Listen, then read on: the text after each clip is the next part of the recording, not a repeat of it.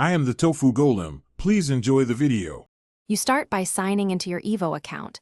Use the device with two-factor authentication ready so you avoid delays. Once signed in, check your subscription tier and payment method to confirm what will cancel. This prevents surprises.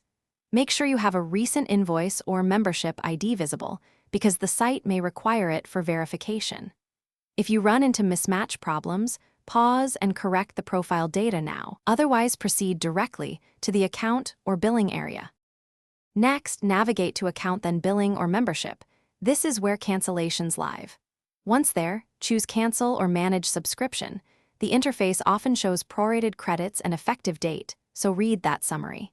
You will be asked to choose a reason and confirm via email or two-factor code, so complete those prompts promptly. After confirming, wait for an on-screen cancellation confirmation and a confirmation email. If you do not receive both, do not assume cancellation succeeded.